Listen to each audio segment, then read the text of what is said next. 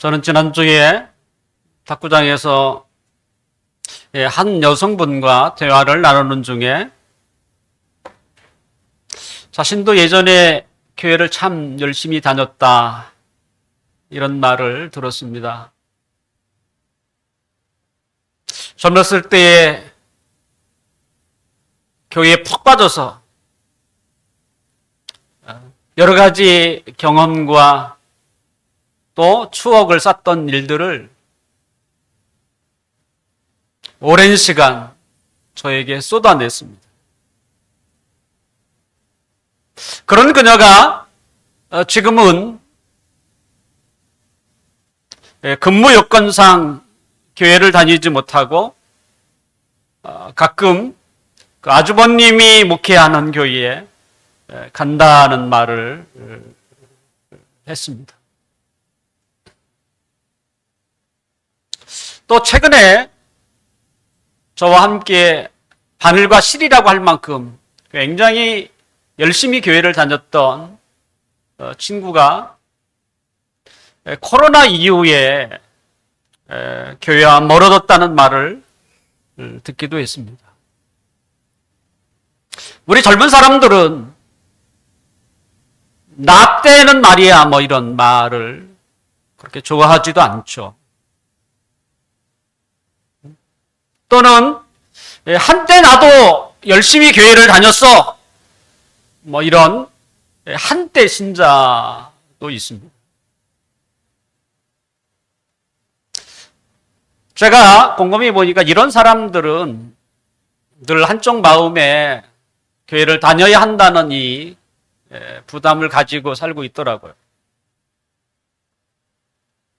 저는 그분에게 저희 교회 좀 나오시라 이렇게 말씀을 드렸어요. 그랬더니 대답을 하지 않더라고요. 또 탁구 치는 분 중에 한 여성분도 자신도 예전에 교회를 다녔다. 뭐 열심히는 아니어도 다녔다. 그런데 여러 가지 상처 때문에 교회를 다니지 못하고 있다. 그 말을 듣고 그분에게도 제가 저희 교회를 좀 나오시도록 권면한 적이 있습니다. 근데 그분은 거절을 하셨어요. 하지만 젊은 시절에 열심히 교회를 다녔던 분들을 보면 마음은 있지만 설득 결단을 하지 못하는 것을 저는 보게 됩니다. 뭐 이런 일들이 얼마나 많습니까? 몇 번 교회에 나오다가 나오지 못하는 사람도 있고 아니면 오랫동안 교회를 열심히 다니다가 어떤 이유인지 몰라도 또 그만두는 경우도 있습니다. 이것은 뭐 우리 교회 때로는 이 시대의 교회만의 문제는 아니고요. 이 땅에 교회가 세워진 그때서부터 늘 있어 왔던 하나의 현상이었습니다. 예수님에 대해서 듣고 직접 눈으로 보았고 또는 손으로 직접 예수님의 몸을 만져보기도 했던 이 사도 요한이죠. 사도 요한이 목회한 교회에서도 우리가 겪고 있는 것을 그도 경험을 했어요. 교회를 떠나는 사람을 그도 본 것입니다. 사도 요한이 누굽니까? 그의 별명은 사랑의 사도입니다. 그의 별명대로 한다면 사도 요한이 목회했던 교회는 정말 사랑이 많았던 교회가 아닐까.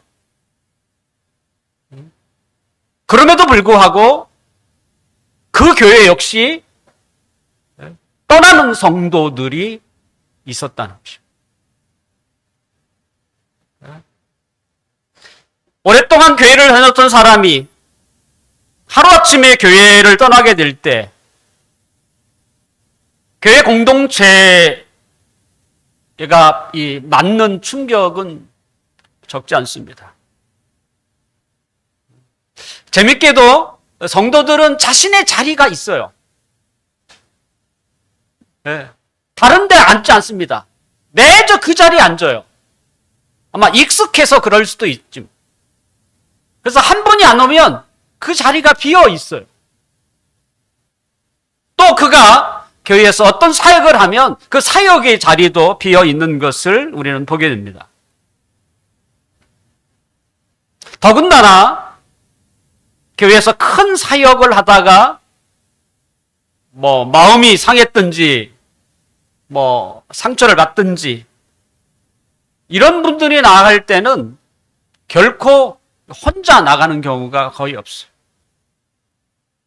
다른 사람들을 선동을 해서 함께 나가는 경우가 있습니다. 그러니까 그럴 때는 교회는 더군다나 작은 교회라면 그 충격은 이루 말할 수 없다 이렇게 말할 수 있습니다. 사랑의 사도인 요한이 목회했던 그 교회도 그저 한두 명이 나간 것 같지는 않습니다. 많은 사람이 그 교회에서 나갔어요.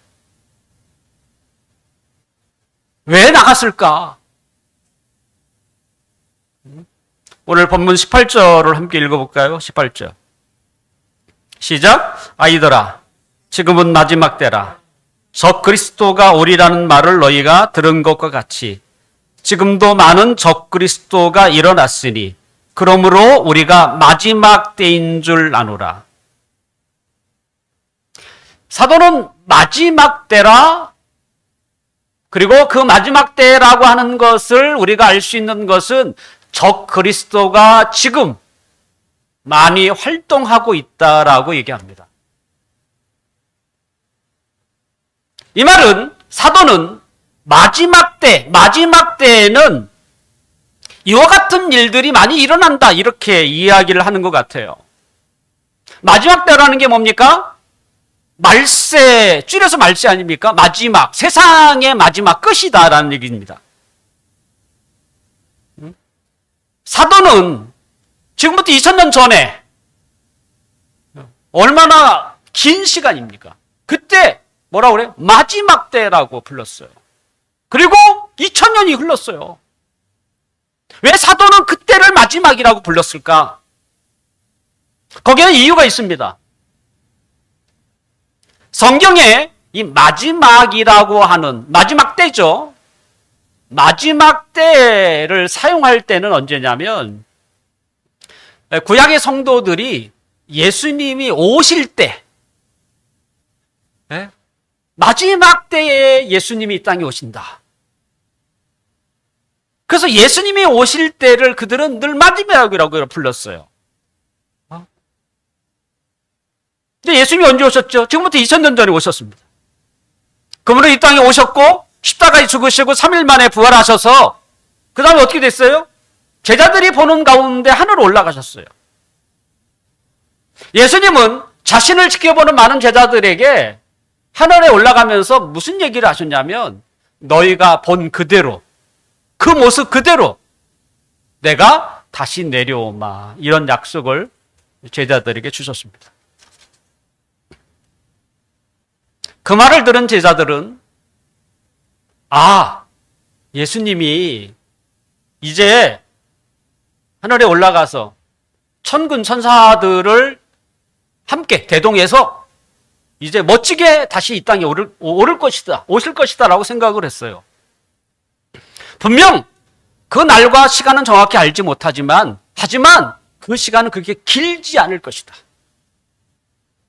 그러면 세상은 끝장나는 거야. 그래서 사도들은 변함없이 그 시간을 뭐라고 했냐면 마지막이라는 시간을 그대로 썼어요. 예수님이 마지막 때에 오셨을 뿐만 아니라 다시 예수님이 오신다고 했으니까 곧 올 거라고 생각을 해서 늘 마지막이라고 하는 시간을 그대로 썼던 것이죠. 결국 사도들이 생각했던 마지막 때는 예수님이 처음 이 세상에 오신 날부터 예수님이 다시 오시는 그날까지, 그 기간이 얼마나 되든지 상관없이 마지막 때라고 하는 것이죠. 그래서 어떤 사람은 2000년이 지난 지금은 마지막 중에 마지막이다, 이렇게 표현을 하기도 합니다. 자, 사도는 마지막 때에 나타나는 특징 하나를 우리에게 소개합니다. 그것은 적 그리스도의 출현입니다. 적 그리스도의 출현. 안티크라이스트라고 하는 단어입니다. 안티라는 말 알죠? 안티펜 뭐 이런 게 많습니다. 적 그리스도라는 말은 예수님을 인정하지 않는 사람, 또는 자신을 그리스도라고 이렇게 부르도록 하는 사람이죠. 지금까지 사도는 하나님과 교제하는 기쁨이 그리스도인들에게 얼마나 큰지 모른다. 하지만 그 교제를 방해하는 것을 세 가지를 소개를 했어요. 근데 그것은 다 뭐예요? 자신에게서 찾았어요. 죄를 가볍게 여기는 것, 또는 형제를 사랑하지 않는 것, 그리고 세상과 세상의 것을 사랑하는 것, 이것은 하나님과 교제를 다 방해하는 것들이라는 거예요. 그러나 지금부터는 자신에게서 찾지 않습니다. 어떤 외부의 어떤 영향, 외부의 어떤 그 영향이 하나님과의 교제를 방해하는 것으로 지금 소개하고 있는 거예요. 그것이 뭐냐? 거짓 선지자, 아니면 적 그리스도와 같은 이런 사람들이란 거예요. 이제는 외부로부터 자꾸 거기에 현혹이 되면 하나님과 교제 온전하게 건강하게 할 수 없다는 것입니다. 오랫동안 신학교에서 역사를 가르쳤던 역사학자는 지금의 한국교회를 진단하면서 참 한국교회의 미래는 어떻게 될까? 근데 희망적으로 볼 수는 없겠다. 그러면서 지적한 것이 뭐냐면 기독교의 안티팬이었어요. 예전에도 교회 안 다니는 사람은 많았습니다. 때로는 교회를 다니다가 안 다니는 사람도 많았죠. 하지만 그때는 그냥 자기가 안 다니면 안 다녔지 교회에 대해서 안티팬이 되지는 않았어요. 그런데 어느 순간 한국 사회에서 기독교는 기독교의 안티팬이 생기기 시작했어요. 그래서 기독교를 때로는 개독교라고 부르기도 할 만큼, 이런 현상은요, 오랫동안 하나님을 믿어왔던 유럽이나 서구에서는 전혀 볼 수 없는 현상입니다. 독특하게 한국 사회에서 비추고 있는 반기독교 정서, 그냥 싫어하는 거예요. 어쩌면 이런 것들은 이단도 문제이지만 이단보다도 더 큰 문제가 아닐까 생각이 되는데 왜 그럴까요? 그것은 전도의 문이 막혀요.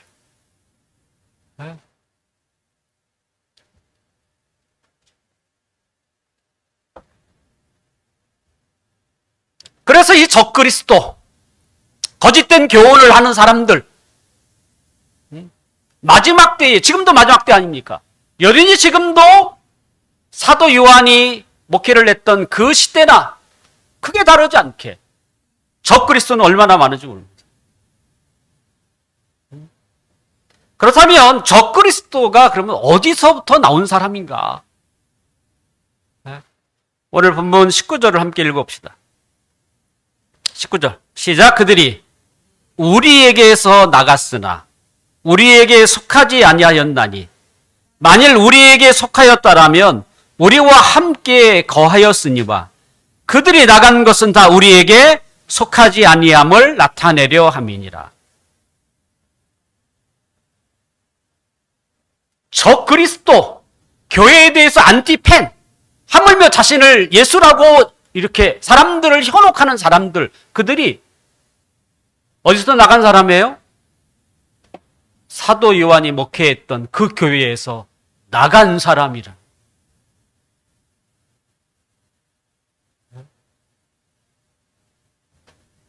그들은 한때 사도 요한이 목회했던 그 교회에서 굉장히 열심을 가지고 섬겼던 신자 중에 한 사람이었다는 거예요. 네?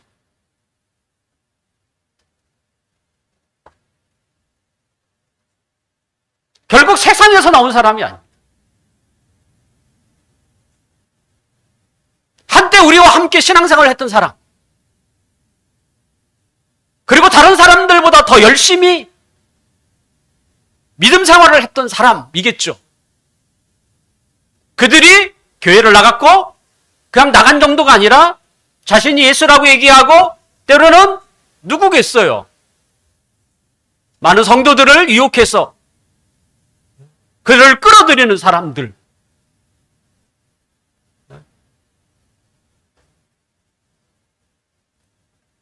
사실 모르는 사람은 행세를 못하는 것입니다. 그리스도 행세를 하고 잘못된 복음을 가르치는 자는 한때 교회에 몸담은 사람이 그런 일을 하는 거예요. 실제 한국의 유명한 이단이라고 하는 이단들,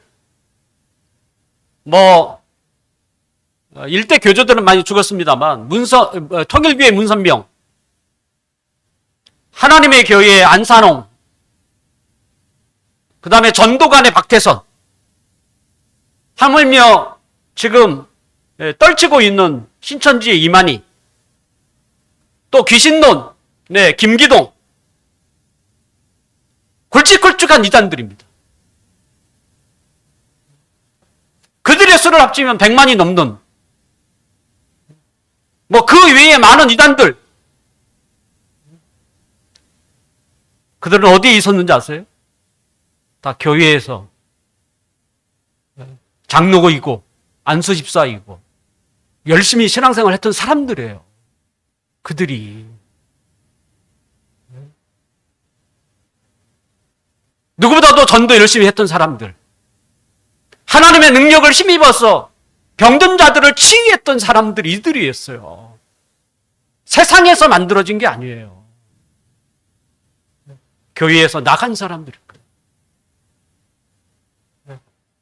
그리고 버젓이 나가서 자신이 그리스도다, 성령님이다 이렇게 외치고 있는 거야.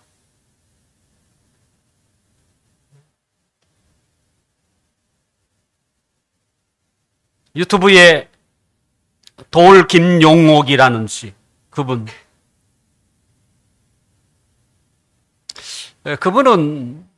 뛰어난 사람이 맞습니다. 도교에 심취해 있기도 하고, 본래 철학을 했던 분 아닙니까? 지금은 한의원을 하기도 하고,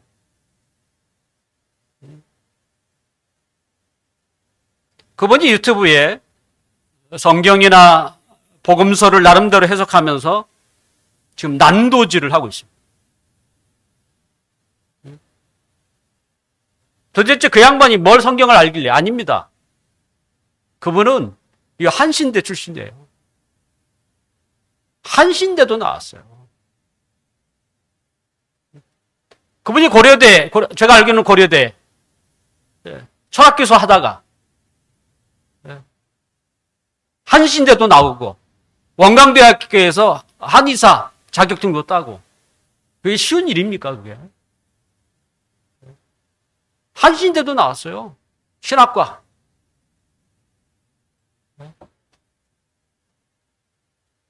성경에 대해서 배운 사람입니다.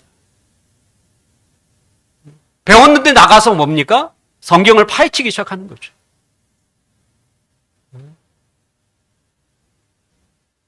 이단이나 적그리스도나 거짓 선지자는 외부에서 만들어지지 않습니다. 교회에서 만들어진 자들, 교회에서 나간 사람들이죠. 그들이 교회에서 무엇을 보고 무엇을 배웠을까요?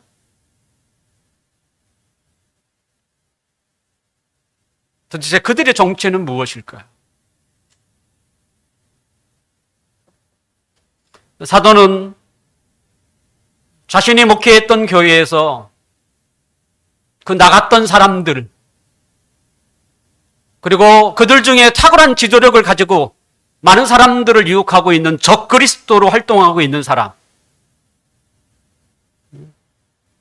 그가 자신이 다니던 교회에 나온 것은 스스로 자신이 누구인지를 밝히고 있다고 얘기해요. 아까 우리가 읽었던 19절이 그거 아닙니까? 우리에게서 나 같으나 우리에게 속하지 아니하였던 자다라고 얘기합니다.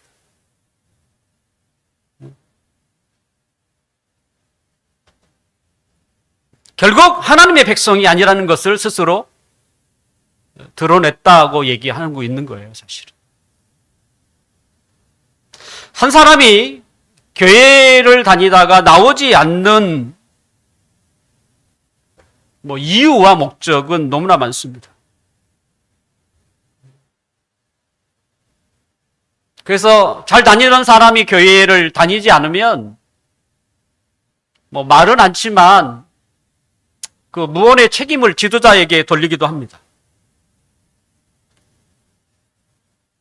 지도자에게 책임이 전혀 없다고 할 수는 없다고 할지라도 사람들이 교회에 나오는 이유는 천차만별이에요.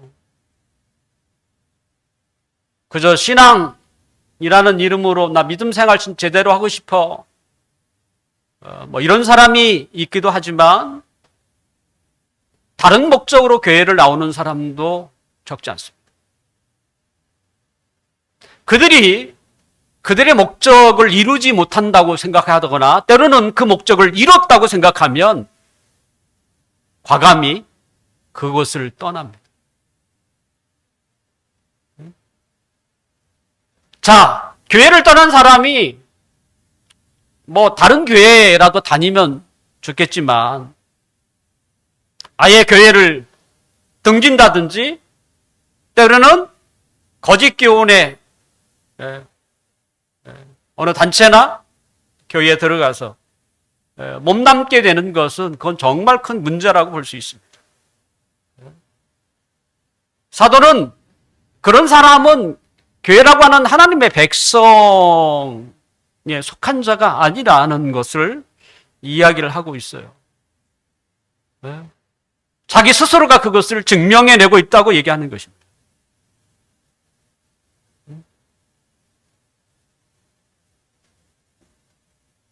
그러니까 우리 모두가 똑같은 목적으로 교회에 나오는 게 아닌 것을 우리는 알아야 할 필요가 있죠.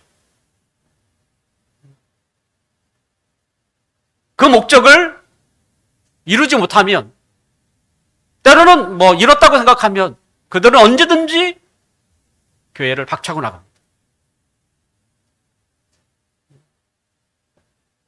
성경은 사람들이 교회를 떠나는 거에 대해서 어떻게 반응을 할 것 같아요? 민감하게 반응하지 않습니다. 오늘 사도 요한도 얘기합니다. 그들이 우리 교회를 한동안 잘 나오다가 지금 떠났어 라고만 얘기를 해요.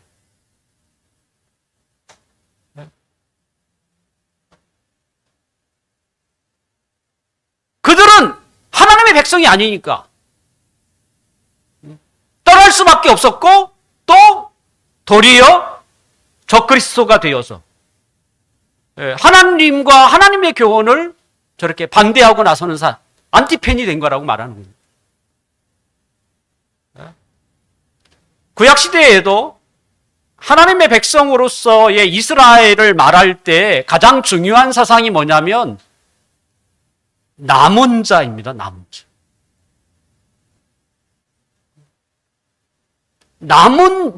누가 남을 것인가를 중요하게 여기고 있다는 거예요. 많은 사람을 이야기하지 않습니다. 더러 그 공동체에 떨어져 나간 사람에 대해서도 끝까지 붙잡으려고 이렇게 하지 않는다는 거예요. 네. 남겨진 사람, 거기다 초점을 맞추고 있다는 거예요. 이게 참 놀라운 이유. 구약의 남은 자 사상은 굉장히 유명한 사상입니다. 그저 이스라엘이기 때문에 하나님의 백성 이렇게 취급하지 않는다는 거예요. 그 중에서도 하나님을 향한 그 마음이 있는, 그래도 끝까지 하나님의 백성으로 남은 자, 그가 그렇게 중요하다는 거예요. 자, 한 영혼을 세상의 모든 것보다 높게 가치를 두셨던 분이 누굽니까? 예수님 아닙니까? 한 영혼은 세상에 어떤 것보다 더 가치 있죠. 왜냐하면 내가 세상을 다 가진다고 뭐예요? 내가 죽으면 끝이지. 그게 무슨 의미가 있어요? 그건 아무 의미가 없는 거예요. 내가 죽으면 뭐 아무것도 의미가 없죠. 그런 의미에서 한 영혼의 가치는 세상보다 크다 말할 수 있습니다. 이 가치를 말씀하신 분이 누구냐면 예수님이었어요. 근데 예수님도 떠나는 거에 대해서는 그렇게 민감하게 반응하지 않아요. 요한복음 6장 60절 이후에 보면 많은 사람이 예수님의 말씀이 어렵다고 느끼고 결국엔 그분을 떠나요. 요한복음 6장 66절은 이렇게 되어 있습니다. 그때부터 그의 제자 중 많은 사람이 떠나가고 다시 그와 함께 다니지 아니하더라.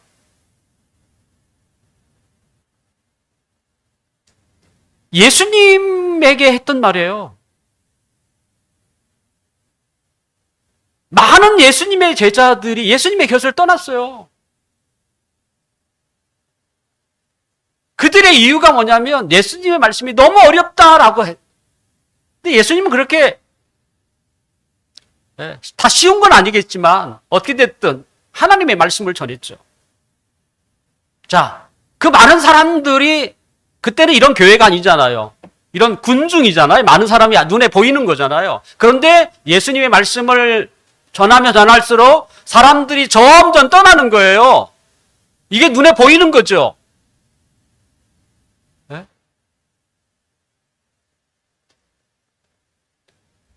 이런 일이 있은 후에 예수님은 그것을 어떻게 반응하셨을까? 지금 사람들이 하나님 말씀을 전하고 있는 예수님의 곁을 다 떠나고 있는데 하물며 제자들이라고도 표현했어요. 그냥 군중이 아니었어요, 이 사람들. 그 제자들마저도 예수님 주위를 떠나고 있는. 예수님이 어떻게 반응하시는지 아십니까? 67절, 6장 67절에 이렇게 되어 있습니다. 예수께서 12 제자에게 이르시되 너희도 가려느냐? 이렇게 물으세요.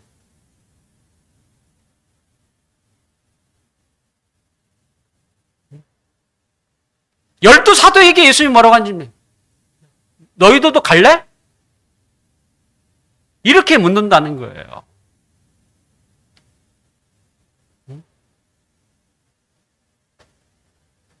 결국 예수님은 자신을 떠나는 거에 대해서 그렇게 민감하게 반응하지 않았어요.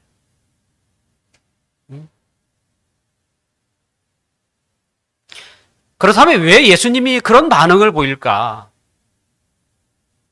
요한복음 6장 65절에는 그 힌트가 우리에게 주어지는데요. 주님은 뭐라고 하시냐면 내 아버지께서 오게 하여 주지 아니하면 누구든지 내게 올 수 없다. 하나님의 선택하심을 이야기하고 있어요.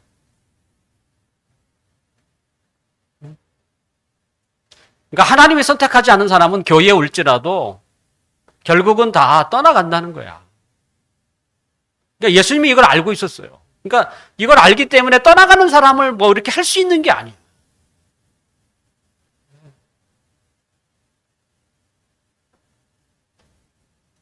교회에 출석하여 복음을 듣고도 계속해서 예수님 믿는 것을 거부하면 그는 언젠가는 하나님을 떠나게 됩니다. 교회에 사랑이 많고 적고 문제가 아니에요. 사랑도 해결할 수 없는 문제는 구원이에요. 구원. 하나님의 택한 백성으로 구원받지 못하면 언젠가는 그는 교회를 떠납니다. 예수님을 믿지 않으면 방법이 없어요.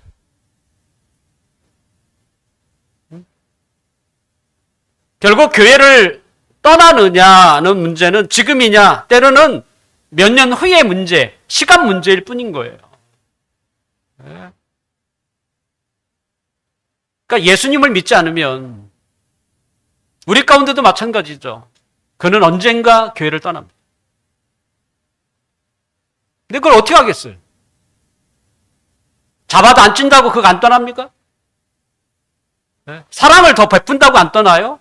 그런 문제가 아니에요.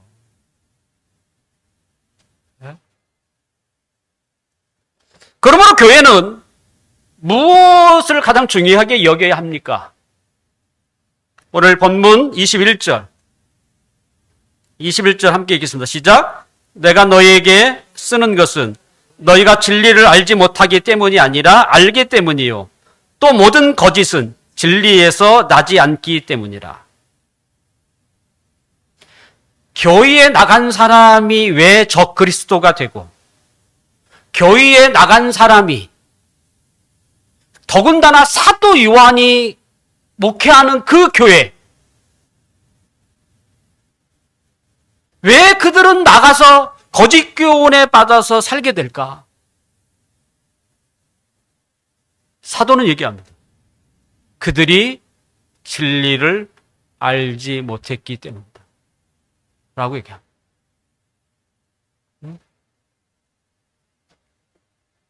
진리라고 얘기하는 거예요.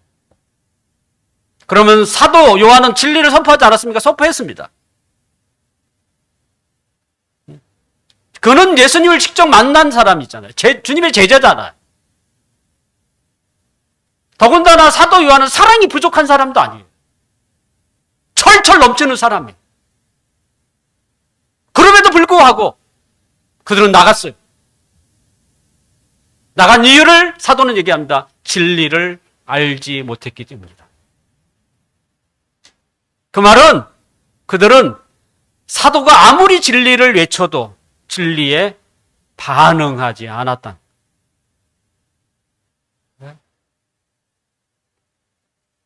결국 진리를 따르지 않고 거짓을 따라 교회에서 나간 거예요. 이 세상엔 진리 그리고 거짓 두 가지로 나누는 거 아닙니까? 진리에 반응하지 않으면 그들은 어디에? 거짓에 반응하는 거예요. 그건 어쩔 수 없는 거예요. 그러므로 교회가 진리를 굳게 붙들고 또 진리를 사수해야 하는 가장 중요한 이유가 여기에 있는 것입니다. 만약에 교회가 진리를 선포하지 않으면 어떻게 될까요? 그 교회는요, 수가 늘어납니다. 전도만 한다면. 왜요? 불편함이 없어요. 사람을 불편하게 만드는 게 뭡니까? 진리가 불편하게 만든다. 그에게 참된 생명과 자유를 그냥 주지 않는 거예요.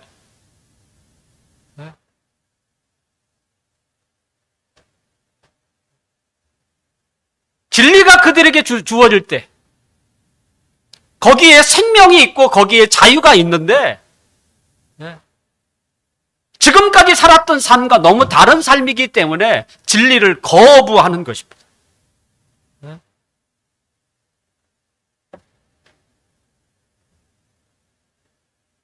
진리는 사람들을 불편하게 합니다. 그래서 결국 그는 교회를 떠나게 되는 거예요. 하지만 진리를 선포하지 않는 교회는 자기를 불편하는 게 없어요. 그래서 그 교회에 남아있는 거예요.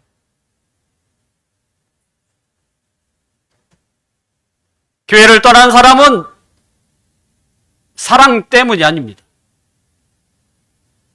진리가 자신을 계속적으로 불편하게 하기 때문에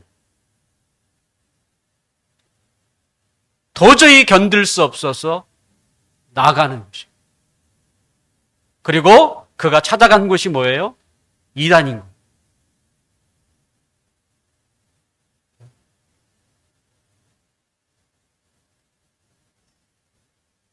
결국 교회는 많은 사람들이 모이는 곳이 아닙니다.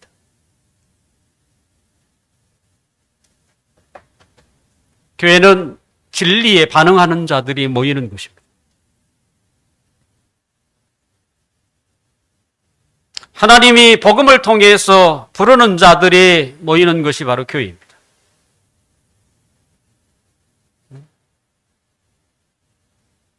그래서 여전히 교회는 남는 자가 중요한 거예요. 진리에 반응하며 남아있는 사람, 그가 하나님의 백성이에요. 교회는 다니지만 진리에 반응하지 않는 자는 정말 큰 문제입니다. 더군다나 그에게 탁월한 지능이나 능력이 있다면 그는 훗날 교회에게 큰 해를 끼칠 사람입니다. 그가 누구예요? 이만희. 그는 교회에 다니는 사람이었어요. 하지만 그는 진리에 반응하지 못했고요. 교회에서 이상한 것을 배웠어요.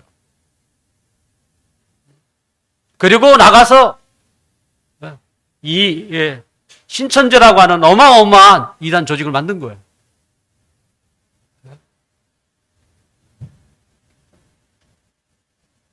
왜 그런 사람이 나왔습니까? 지금 이 마지막 때입니다. 마지막 때의 특징은 적그리스도예요. 주님이 오시는 그날까지 교회에서 나간 사람, 탁월한 능력을 가진 사람이 나가서 새로운 종교를 만드는 거예요. 거기에는 진리가 없죠. 뭐가 없습니까? 진리가 없기 때문에 생명이 없고, 진리가 없기 때문에 자유가 없습니다. 진리는 우리 교회 입구에 들어올 때 여러분, 진리를 알지니 진리가 너희를 자유케 하리라 라는 문구가 있어요.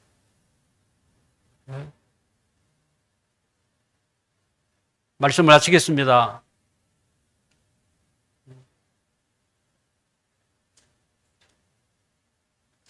저는 우리 교회 작은 교회를 옹호하려고 하는 말이 아니에요. 그렇게 하고 싶지도 않고. 하지만 교회는 하나님의 백성들이 모이는 곳은 맞습니다. 하나님의 백성들은 진리에 반응하는 사람들. 그 말씀에 불편한 사람들이 아니에요. 만약에 불편하다면 그는 언젠가는 교회를 떠납니다. 지금은 뭐 때문에 나오는지 모르지만 나중에 떠납니다. 그리고 불편하지 않는 교회에 가든지 아니면 영영 교회를 떠납니다.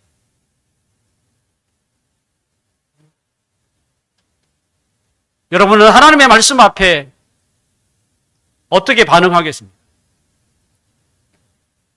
하나님의 말씀을 받는 것이 기쁩니까? 아니면 하나님의 말씀을 받는 것이 지겹습니까? 이건 굉장히 중요한 것입니다.